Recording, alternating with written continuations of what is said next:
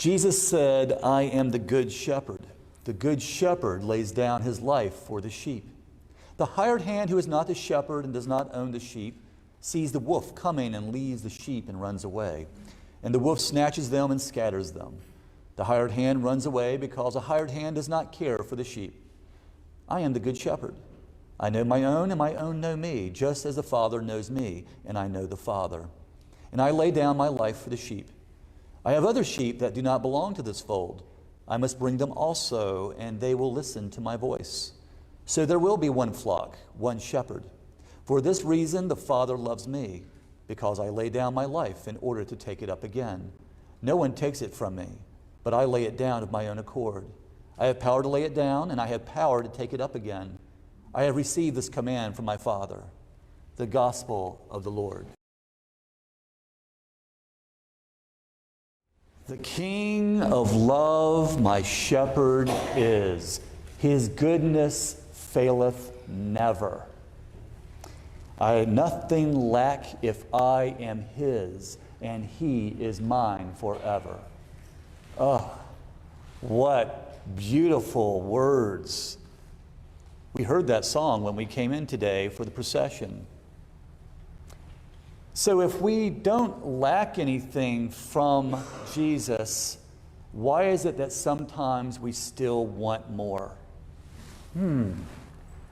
Imagine, if you will, that there is a church somewhere that is in the middle of a verdant field, lush green grass, and there's a lot of sheep that are just going around eating that lush grass, and there's a quiet brook right beside them. And maybe in the backdrop, you'll see a mountainous area, and you're imagining there's probably a dark valley that goes in between that mountain and the next. It's almost as if the 23rd Psalm is being lived out. If only we could see that type of church, to see that place, that field, those sheep with that shepherd. Well, maybe we can. There is an actual church. It's in a city, a little village, I should say. It's in Monkland. Monkland. It's just west of Birmingham and south of Liverpool. By now you understand it's not in this country, but it's in England. And this church was built in that village in the year 1100, a long time ago.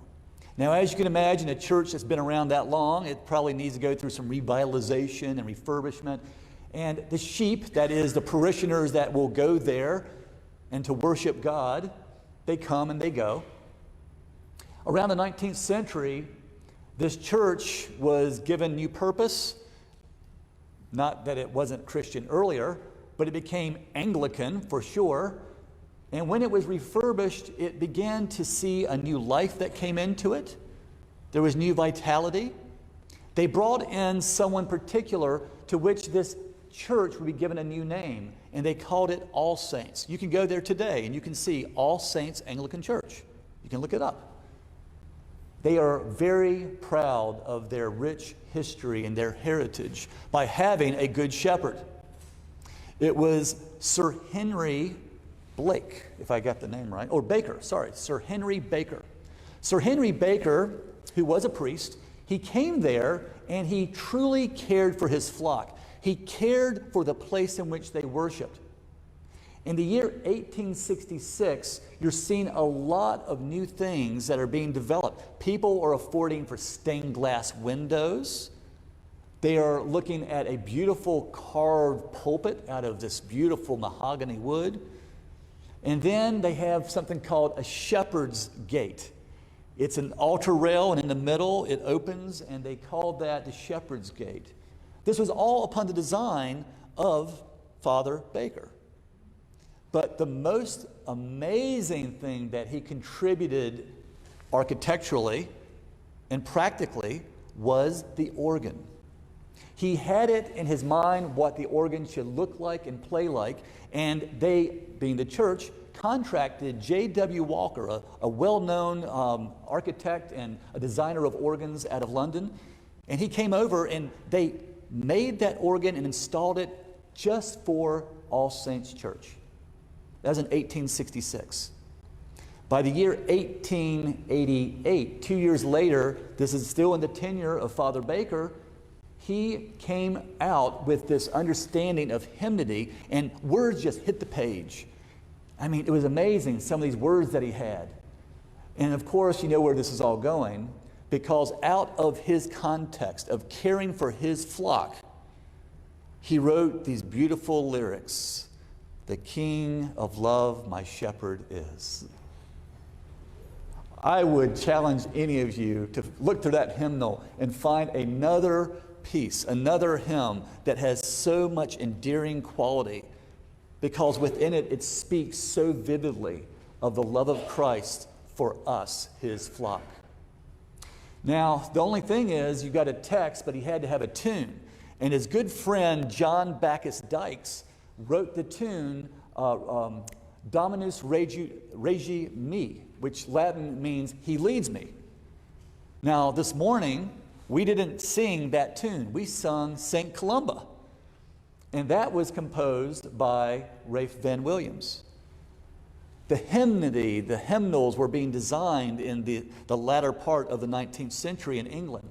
It was the hymnal of what is ancient and modern, to which exactly what Father Baker looked at as the church, as something of ancient understanding and connection with the shepherd, that he wanted to preserve everything traditional. But England was going through a different time, and it was changing, and the flock was grazing in a different pasture called what was contemporary. And they were moving away from what was Catholic to what was Protestant. And then, of course, Ralph Van Williams wanted to use the same tune, and he couldn't, so he had to set it to his own, and we call that St. Columba.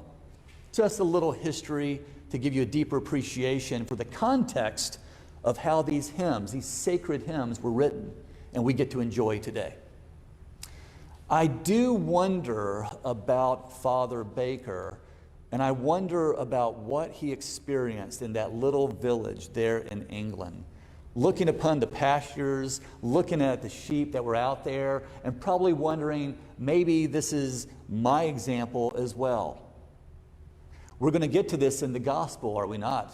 And I even challenged our young people here today who are acolyting. I said, I'm not going to tell you what today is called, but after you hear the songs and after you hear the readings, maybe you'll know what the title is, which of course we all know is Good Shepherd Sunday.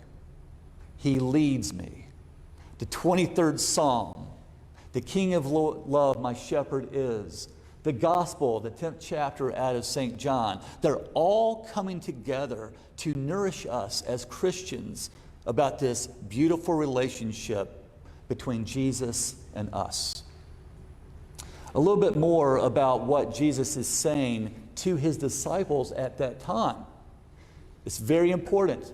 I don't know how many of you are in the Wings course that's being done with the ladies on Thursday nights, but you would have been brought to your attention the I ams of John the Evangelist. And this is one of my most endearing ones, where he says, I am the good shepherd. He doesn't say, I'm like a good shepherd. He doesn't say, I kind of resemble a good shepherd. He says, I am the good shepherd. Why that is so important is because God, in his ancient understanding as related to the Hebrew people, was the great I am. I am who I am.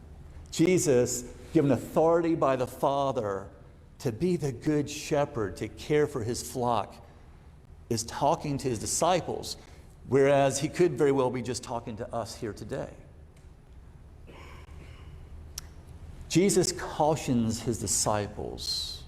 He cautions them about the hired hand who comes in, who doesn't care for the sheep.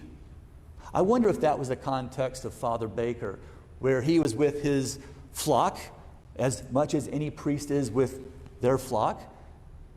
And there is the challenge of how much we are to love each of you. Just as Jesus loves us, we are to love you.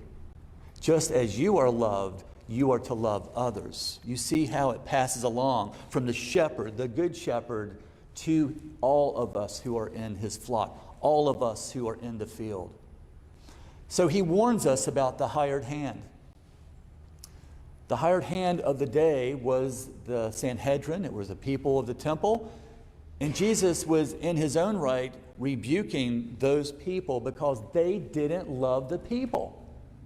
They were putting their foot on their back, so to speak. They were being rough with the sheep. Maybe they were using that shepherd's crook in the most incorrect way, forcefully and unlovingly, with no care and no proper treatment. Jesus is reminding them that that is not to be had because that person will not care for the flock. The second thing that Jesus is going to speak of in the 10th chapter of John, which is very important, is that he's making a statement that as the Good Shepherd, he will lay down his life for those in whom he loves. That is his own volition. He did not have to do that. So why would he be making that statement? It goes back to the earlier question that I asked, and that is, if we lack for nothing, why do we still want more? It is the opposite end of this. Whereas Jesus sacrifices his life so that we may have life, is it possible that the sheep, that is you and I, voluntarily reject and push and go astray out of our own choice because we feel that life can be granted and offered in other places? You better believe it.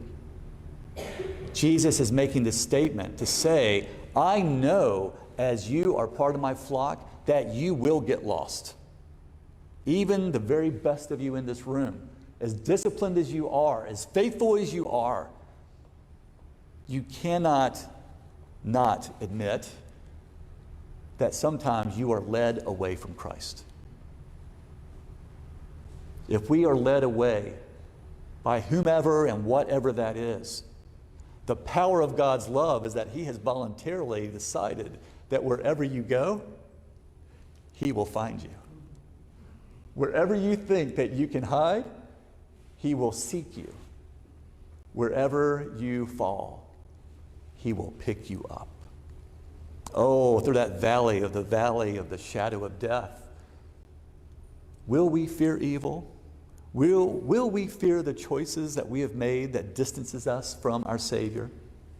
Will we feel like we're so far away that we will never be found? But our hope is in the Lord. The 23rd Psalm is on our lips.